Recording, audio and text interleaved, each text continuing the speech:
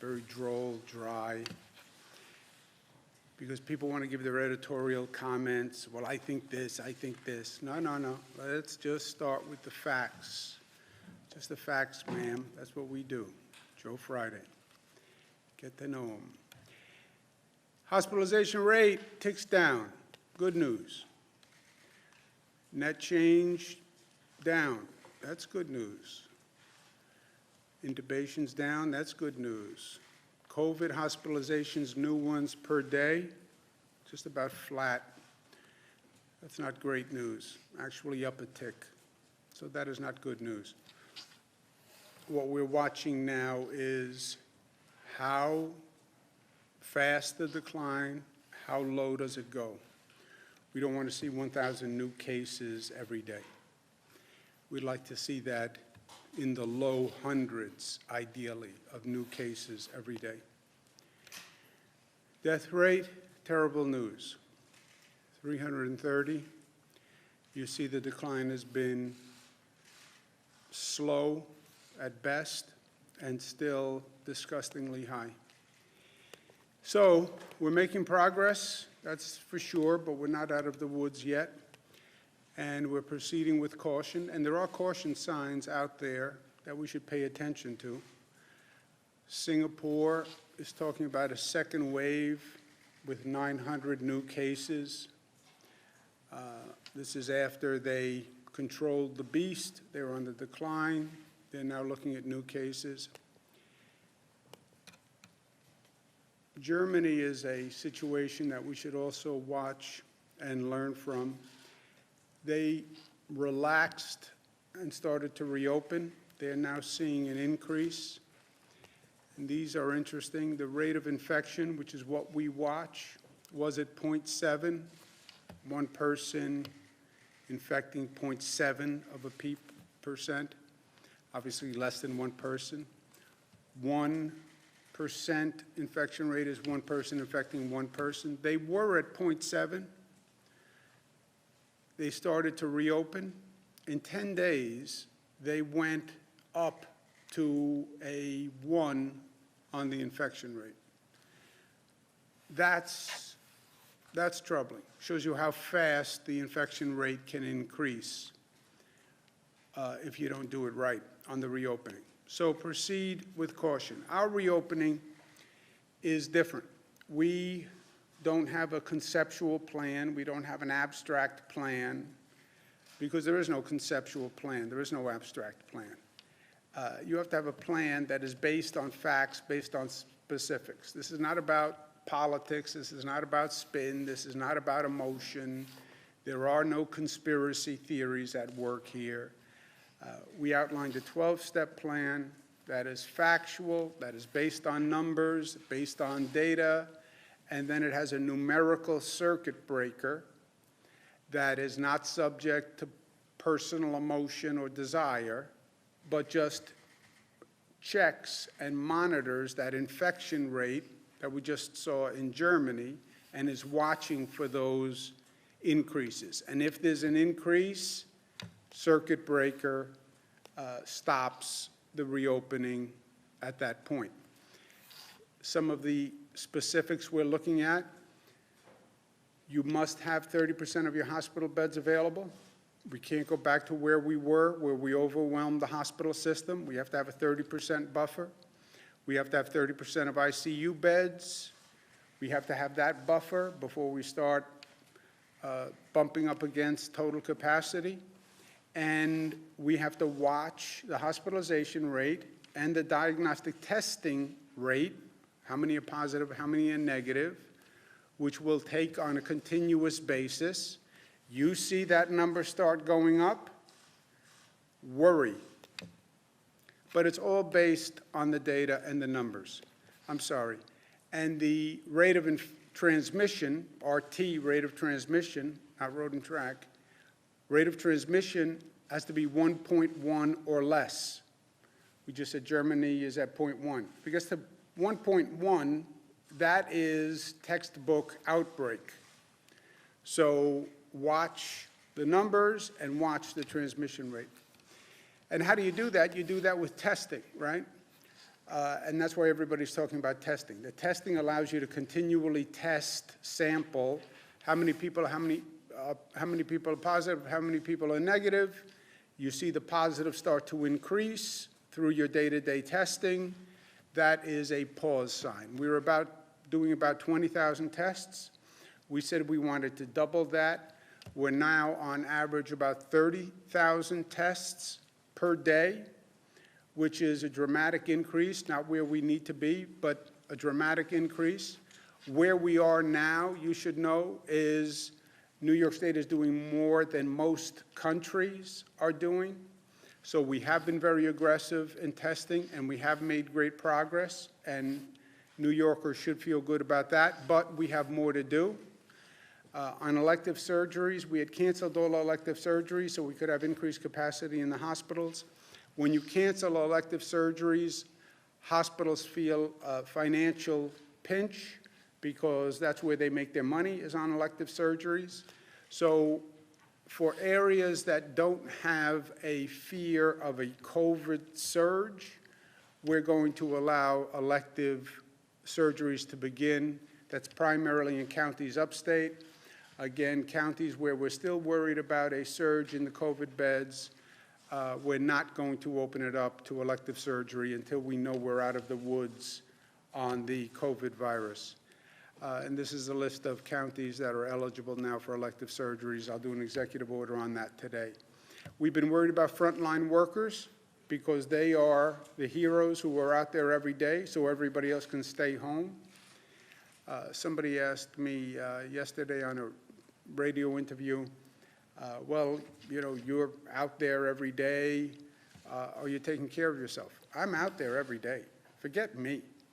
I'll tell you who's out there every day. The nurses who are in the emergency room, the doctors who are in the emergency room, the police officer who is going into homes and apartments because there's a domestic disturbance. The EMTs, the fire department, the delivery worker who goes to 50 doors a day and gets paid. Those people are out there every day. So they're the ones who are really doing the work. Compared to them, what I do is de minimis. And they're doing it not because they get paid a lot of money, not because people say thank you, God bless you. They're doing it because it's their value and their honor and their pride and their dignity, and they show up. Even when it's hard, they show up. My hat is off to them. But I want to make sure that we do what we need to do to protect them, that they have the equipment, they have the PPE, they have our respect, they have our gratitude. And I also want to make sure we're testing so we get them the results of tests so they can be taking care of themselves. I also want to see if we have a significant problem in any of those frontline workforces. So we're doing testing. We started with the New York City Fire Department and New York City Police Department. What we found so far, Fire Department, which also has the EMTs, tested 17% positive, NYPD 10% positive, number much higher in the FDNY EMTs. We believe that's because the EMT number is driving it up, but we have to do more numbers and more research to determine that. Remember, the EMTs, they are the front line. They're the ones who are there assisting the person in the closest contact in many ways. FDNY also. But we want to find out exactly what's going on. They compare to a downstate average of the general population of about 18%. And again, we'll do further research, further surveys to look at it by race and gender also. We're also going to do the same thing with the transit workers, the people who drive the buses, the subways, who clean the buses and the subways. Without those buses and subways, the essential workers couldn't get to work. Why didn't we just close down subways and buses? Because you close down the subways and the buses in New York City. Don't expect the nurses and the doctors to be able to get to the hospital. Don't expect a delivery worker to be able to deliver food when you ring on your telephone. So we need that public transportation to transport the essential workers. But those frontline workers are at risk. So we're going to do additional testing for the transport workers.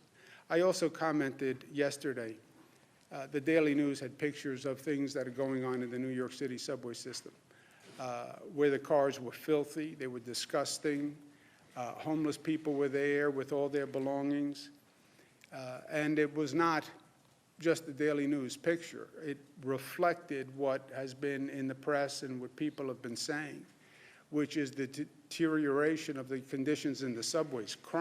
Some crimes are up in the subways, even though ridership is down 90%. I don't even know how mathematically that is possible. The trains are filled with homeless people, and you're not doing the homeless any favor. I've worked with the homeless all my life. To let homeless people stay on the trains in the middle of a global health pandemic with no masks, no protective equipment, you're not helping the homeless. Letting them endanger their own life and endanger the lives of others is not helping anyone. So I told the MTA yesterday, in 2 days, which means tomorrow, I want a full plan. How do we disinfect every train every night, period? Any essential worker who shows up and gets on a train should know that that train was disinfected the night before. We want them to show up. We don't want them to stay home. We owe it to them to be able to say, the train you ride, the bus you ride, has been disinfected and is clean. Also, state and local funding from Washington is essential. This is now turning into a political brawl on state and local funding. More and more, some of the elected officials in Washington are saying they're against it. They're led by Senator Mitch McConnell, who leads the Senate, who makes it blatantly political. No blue state bailout, no blue state bailout. What is he trying to say? The states that have coronavirus are Democratic states. And he's a Republican, so he doesn't want to help the Democratic states. He went so far as to say, well, he'd be in favor of the states going bankrupt. First, states have never gone bankrupt. States can't go bankrupt. There are serious constitutional questions about whether or not a state can go bankrupt, declare bankruptcy. And you need a federal law that would allow the states to declare bankruptcy, even if you got around the constitutional question on bankruptcy. So if he believed that, if it wasn't just political rhetoric and personal vitriol, then pass a law that allows states to declare bankruptcy. He would have to do that. And I dare him to do that and get that bill signed by the president.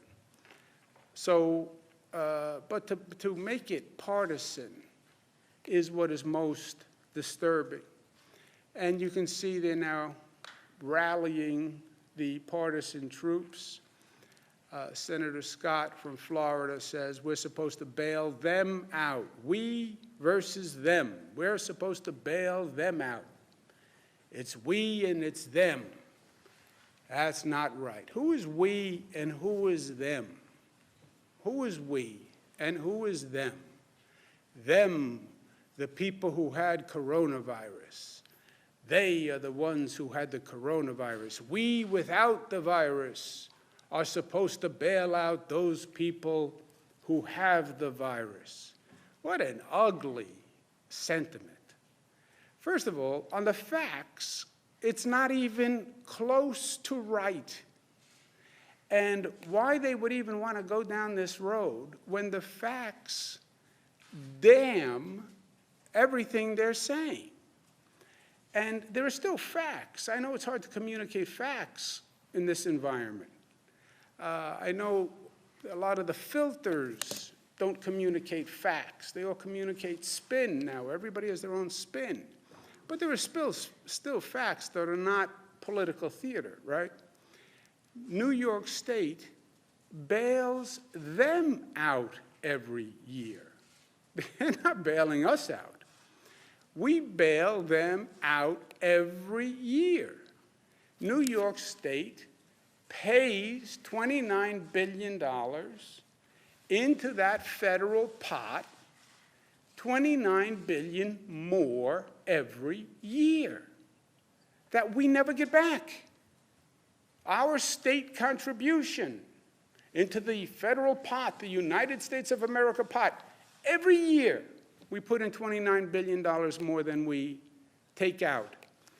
On the other hand, they take out every year $37 billion more than they pay to the federal government. Senator Mitch McConnell,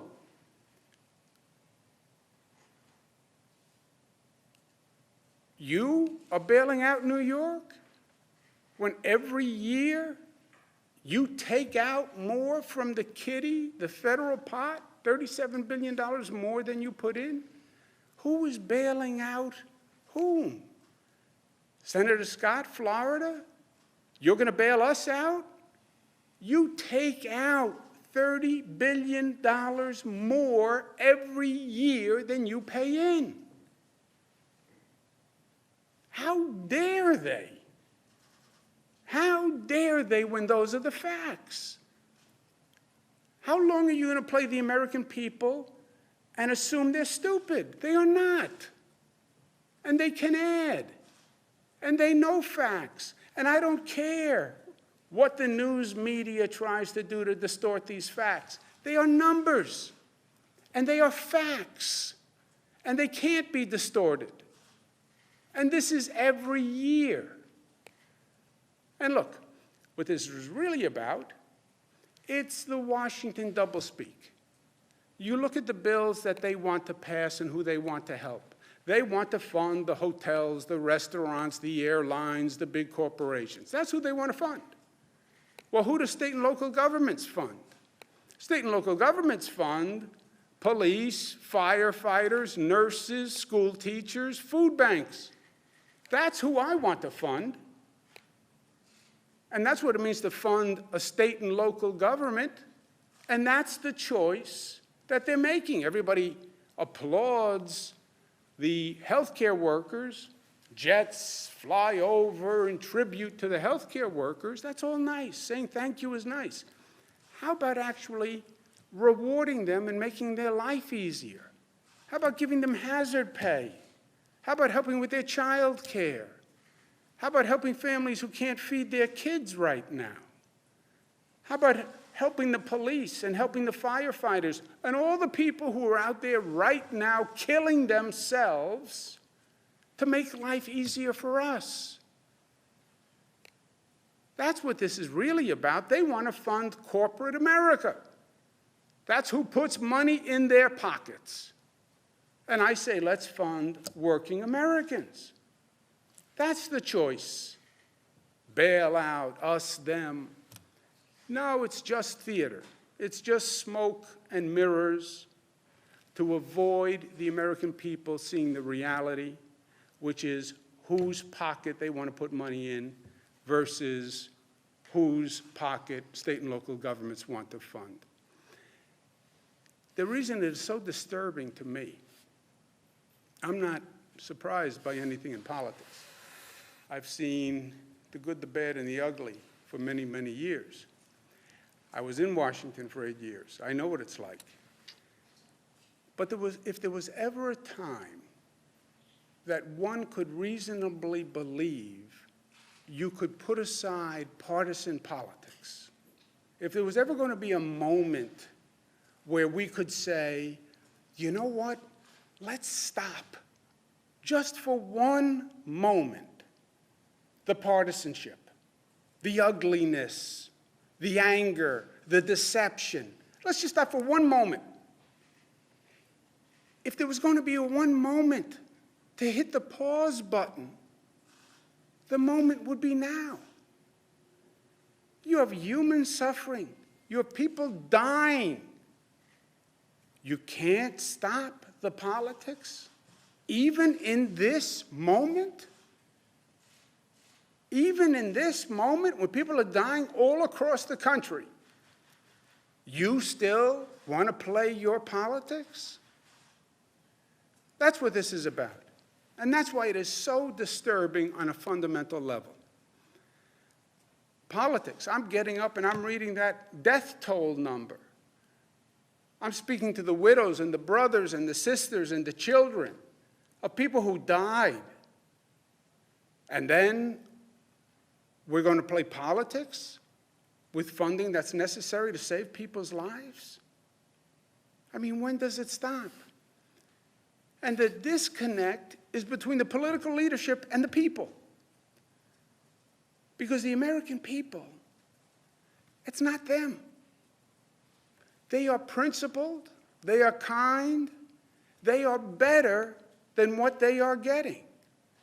The American instinct is to help each other in crisis. The American instinct is to be good neighbors. The American instinct was the farmer who sent me the one mask to help a New Yorker when he only had 5 masks and a wife with 1 lung and underlying illness.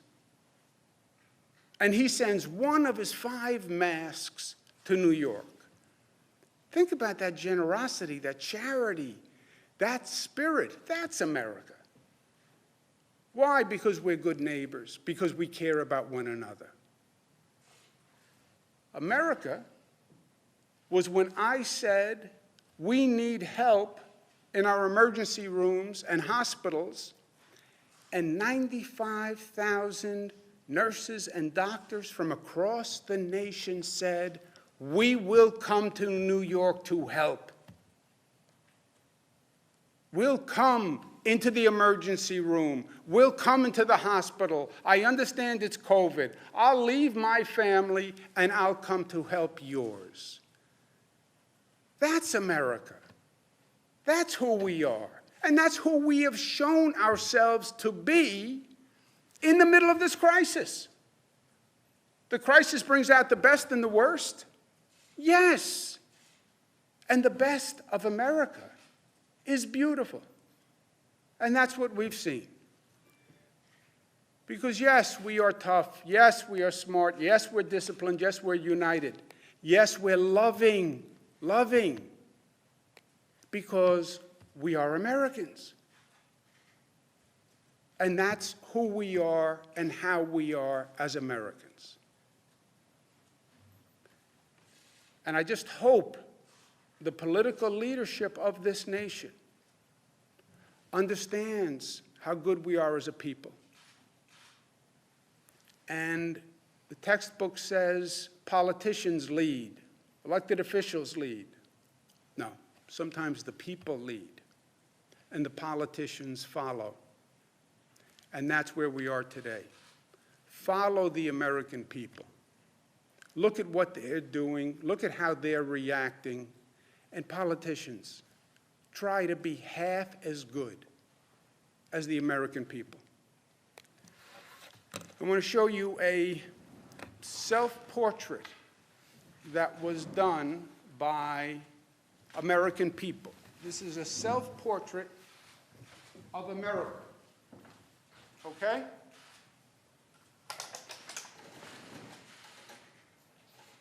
That's a self-portrait of America. And you know what it spells? It spells love. That's what it spells. You have to look carefully, but that's what the American people are saying. We received thousands of masks from all across America, unsolicited, in the mail, homemade, creative, personal, with beautiful notes from all across the country, literally. Just saying, thinking about you, we care, we love you, we want to help. And this is just people's way of saying we care and we want to help. This is what this country is about. And this is what Americans are about. a little bit more of this and a little bit less of the partisanship and the ugliness, and this country would be a better place. Thank you. Thank you, guys. Questions, Bernadette? Regarding the MTA and cleaning, you want it done on a 24-hour basis. How will this be done? I didn't say on a 24-hour basis, Bernadette. I said when people get into the train in the morning, they had to know that that train was disinfected the night before. So what time will this happen and will it impact service? I don't know. I told the MTA, give me a plan whereby you will clean and disinfect every train, every night, so that I can say to the essential workers who are killing themselves for our state, we are keeping the subways open for you, and when you get on the subway in the morning or in the afternoon, know that that car was disinfected the night before. How realistic is this, and is there money for that? It's realistic. It's an essential. How realistic is it? What is the alternative? Essential workers go to work. By the way, you may get infected with the coronavirus on the train on the way to work. That's not realistic. I'm not going to do that. How come this hasn't been done prior? I mean, We have been starting. It is a tremendous undertaking that has never been done before. And you're going to have to get homeless people into shelters where they can get housing and the services they need. So that's a second operation. And the MTA has been going back and forth with the NYPD about this for weeks and weeks and weeks. The MTA hired private security guards to help. But all a private security guard can do is call 311, which is the city hotline, which then has them call the NYPD, who are there in the first place. So the MTA's story is they're at their wits' end. But what I said is, look, I don't care. I don't care who's to blame. I don't want to point fingers. I don't care. I'm at a place where I'm dealing with people losing their lives every day, okay? I just want to get it done, and I will get it done. Just tell me what I need to do to get it done. Let's start telling the truth. Let's stop with this filters and everyone covering their own rear end and people skewing facts to cover their own rear end. And let's start telling the truth, the blunt truth. And if it makes some people unhappy, that's the way it's going to be. But it has to stop. The trains have to be clean. The homeless need the services that they need. And we have to be able to do it as a society. We have to. Tell me what it takes to clean the trains and disinfect the trains so I know that I can say to the essential workers, it's safe to go on those trains. You don't think it should be on a 24-hour basis? Because right now they do a 72-hour cleaning and then other high-touch areas. I'm not going to do a cleaning schedule. I don't do that. I told them, give me a plan as to how to make sure every train is cleaned so that when the train comes in the morning, it is cleaned. It's their job to figure out the schedule and how they do it, but however it has to be done, I will do whatever I have to do to make that happen. You can't be in a position where you say, we're going to send a plain tribute to the nurses, and we're going to applaud the nurses at Elmhurst Hospital. And yesterday I got out of my car and I applauded the nurses in Syracuse and the doctors in Syracuse. And I said, on behalf of every New Yorker, I thank you from the bottom of my heart for what you did. On behalf of every New Yorker. I believe that. But then at the same time, if that's what you believe, well then help them. And you know that they're getting on the subways to go to work, make sure the subways are clean. Can you tell homeless people, What should be done with homeless people? 'Cause right Homeless now- people should be in shelter. Look, I've been working on the homeless issue. Bernadette, I've been working on the homeless issue since I was 20-something years old. I did the first plan for Mayor David Dinkins on how to help the homeless in New York City. Mayor Dinkins accepted it. Next mayor was Rudy Giuliani. He came in, he accepted it. We made tremendous progress on the homeless. I then went to Washington. I did a homeless plan for Bill Clinton, for the nation on how to help the homeless. He accepted it. We implemented it. It made tremendous progress. It was called the Continuum of Care. This federal government still is operating the program. We have done this before. This is a false choice. Well, the homeless are on the trains. They have a right to be on the train. No one wants to live their lives on a subway train. And we have a higher obligation as a society than to say, okay, you can sleep in a subway car. No, you deserve a shelter that is safe and services if you need them to help you improve your life. That's what we should offer, and that's what we will. Jimmy? We've got more problems with nursing homes, more infections, more deaths. Is the state at any point going to take action to set up maybe some kind of overflow facility for nursing home patients, as we've seen in other states? And What if not, facility? why I'm not? sorry? One major source of controversy has been your policy that nursing homes have to accept COVID patients subject to all the restrictions. But it seems in many ways that's setting up an impossible standard. So is New York going to set up some kind of overflow facility? There have been calls We to have use done these that. federal All right, facilities. let's do the facts again, okay? We've done that. Just let me give you the fact, okay? Because facts. We're talking about facts. You can have an opinion, but you can't have your own facts, right? Senator Daniel Patrick Moynihan. A nursing home takes a COVID person if, capital I, capital F, if they can adequately care for that person. If they cannot adequately care for that person, they say, I can't adequately care for a COVID person. Fine. Either they transfer that person to a different facility, or they call the Department of Health and say, we have to transfer that person. We have other facilities. We have COVID-only overflow facilities, just what you're talking about. We have it. We've discussed this. So we can do that. But it starts with their determination. They have to say, I can't provide for this person.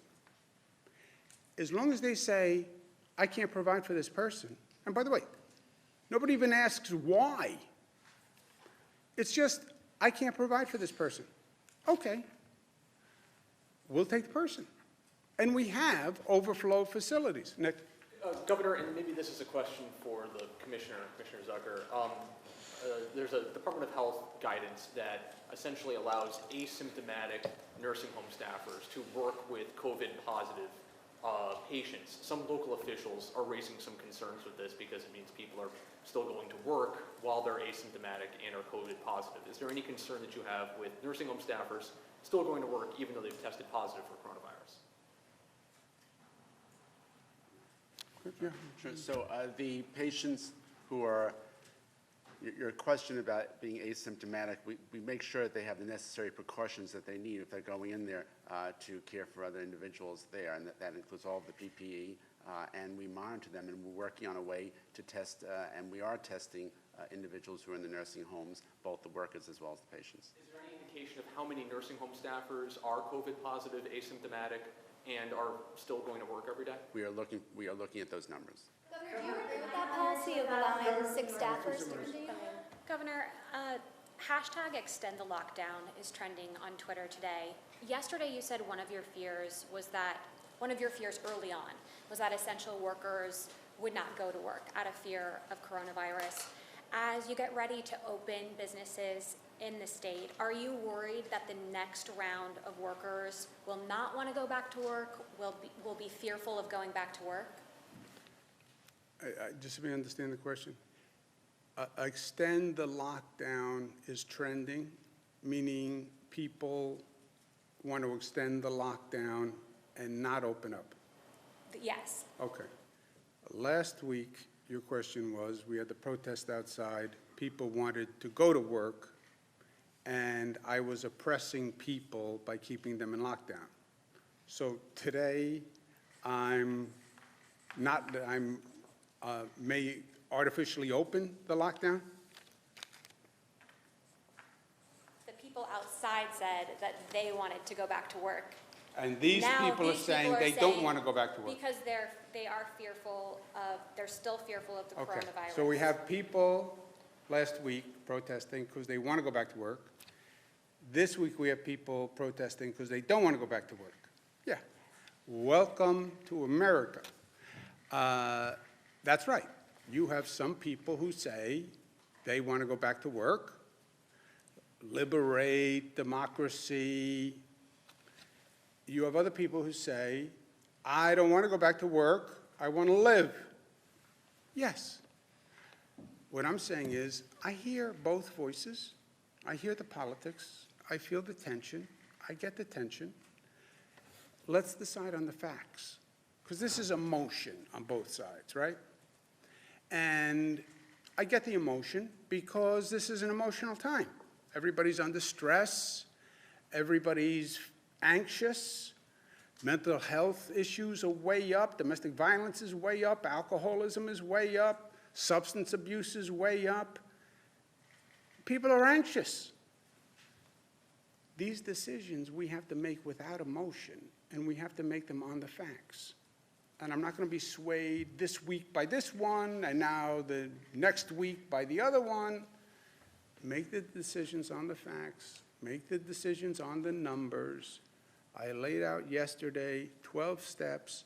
First plan that we've ever seen on the numbers.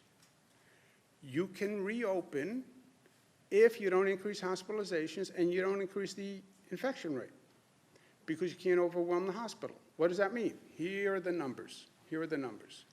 And we'll make the decision on the numbers. We've said from day one, follow the data. Follow the numbers. Legitimate concern, though, from some small business owners is that their employees went on unemployment, and now they may not be able to get those employees back. So is there a way to deal with that if a business tries to reopen and then they can't get their workers back to function? Forced labor, not in this country. Governor, Bill de Blasio. Maria. Governor, who are the 900 to 1,000 New Yorkers who are still coming into hospitals every day for COVID? Are they family members? I think you might have mentioned that yesterday, or frontline workers. Do we know who these people are? Marina, I don't know that we have a statistical breakdown. The 1,000 people are troubling to me for all the progress we made. I mean, just put it in perspective. If I came in here one day and said, we have 1,000 people who tested positive for the COVID virus, you'd say, wow. In one day? Yeah. So it is startling news. The only thing that makes it less startling is that relative to everything we've gone through, it's relatively positive news. I don't know that we have any data, though. They're predominantly downstate New York, right? They track the statewide numbers, predominantly downstate, Western New York, upstate. But I don't know if we have any breakdown of who they are, where they're coming from. It's by region, so we know which hospitals they're going into, but not necessarily people's occupations. The governor announced a couple of weeks ago a study with the University of Albany and the Department of Health on diagnostic testing to collect a lot more demographic data. So we know who's getting tested, who's positive. That doesn't necessarily result in hospitalization rates, but it will give us a better sense of who's testing positive in the state. That's not ready yet. They've just begun that study. Why did you stress that New York was the quickest to shut down after the first known state, when many other states since then have responded swifter?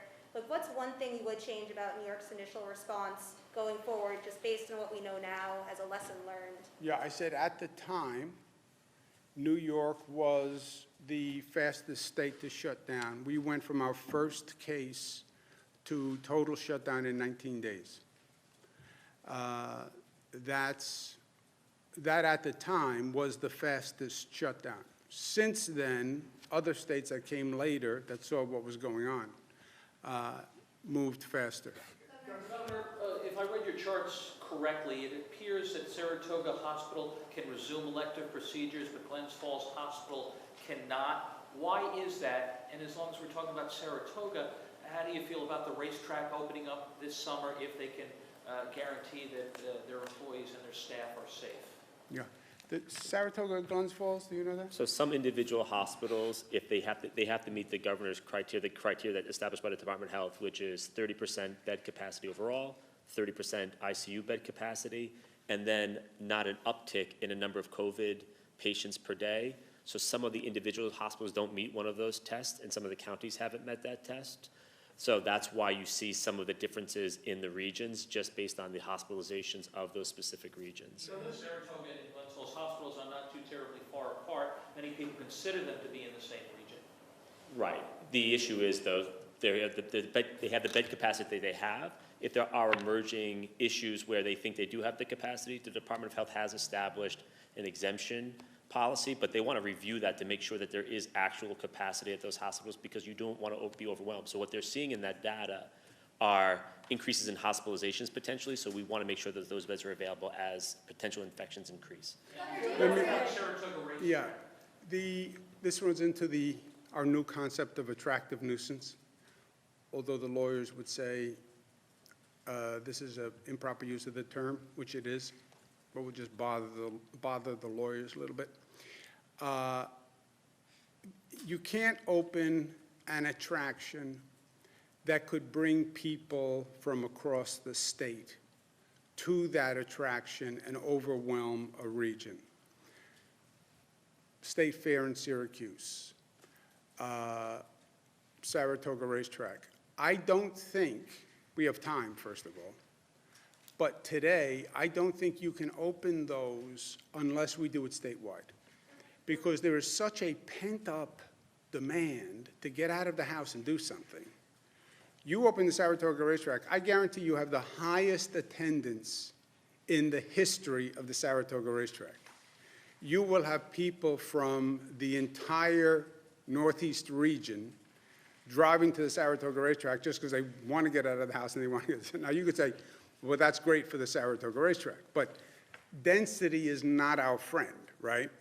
Even when you talk about opening a venue, you look at some of the pictures of some of the states that are opening venues, 2 seats apart, 6 feet apart. You know, how do you do 6 feet apart at the racetrack? How do you do 6 feet apart at the state fair?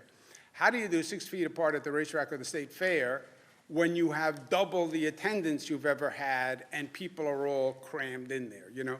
So I think it would have to be a statewide opening, coordinate with Connecticut, coordinate with Jersey. Otherwise, you will have a much, much more dense situation if you wind up being the only attraction in town, and town is a tri-state region. Let me just make sure I put an exclamation point in a point that I was trying to make earlier. This political patina, this politicalization of what we're going through in this country is extraordinarily dangerous. We are dealing with probably the most dramatic situation we've dealt with in modern political history. We're dealing with a situation that we don't really understand and we don't know how to deal with. This is all uncharted water. I've talked to every expert on the globe. Nobody has been here before. It's going to take us at our best to navigate this to save lives, at our best. At our best, we have to be working together. We have to be logical. We have to be cooperative. We have to be sane. We have to work with people who sometimes we don't like. We have to work across the aisle. We have to be at our best. When you start to politicize this situation, and you start to say red and blue, and this team and that team, you may as well take a wedge and hammer it right into the middle of this country. And if you do that during this time, and this becomes a political football, or closing and opening becomes a political football, or funding becomes a political football, or this becomes a finger-pointing blame game, and you divide this country, the worst could lie ahead. We think we're coming out of it, but that's only if we do what we have to do. And what you hear coming out of Washington, and I was there for 8 years, I've heard this music before. This is the music of a campaign season. This is the music of a rally and balloons, and it's us versus them, and we're good and they're bad, and that is poison right now as to where we are. Thank you, guys.